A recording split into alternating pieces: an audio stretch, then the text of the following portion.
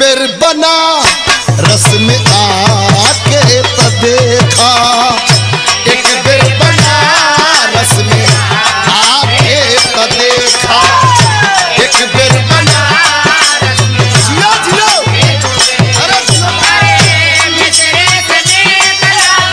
अरे भोजपुर के बोली भोजपुर के बोली एक बेर बनारस में आके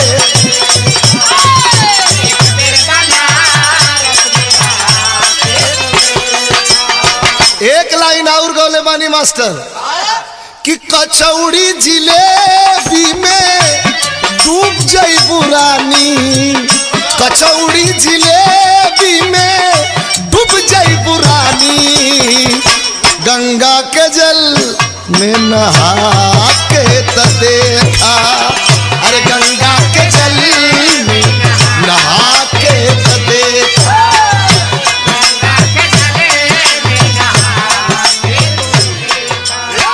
मरल बयोही सन सैया रे, मरल बयोही सन सैया रे, तब पटना से चला था दवाइया रे। सुना तू पटना से दवाई करावा चाहे आजमगढ़ जाई के, और जब भतार मरले है तो तू मरबू टीबीआई के। हाँ बुला जाए तू ठीक आई जाबू। मोरे राजा मोरे राजा मोरे राजा हमारे राजा तो मोरे राजा जी या हमारे राजा जी दिन में ना बोले कि रतिया निरहु गड़िया खोले, दिन में ना बोले कि रतिया में अरे बाप जकरे से लभ कइलू ओकरे से परेशानी बा,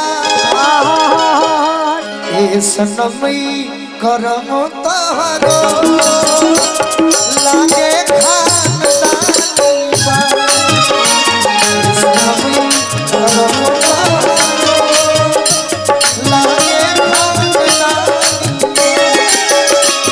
अरे जकरे से लभ कइलू ओकरे से परेशानी बा, जकरे से लभ कइलू ओकरे से परेशानी बा।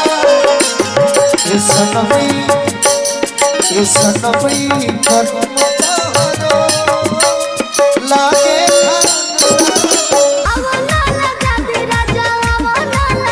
गड़िया में कजरावा हो महके लागी दुआरावा हो।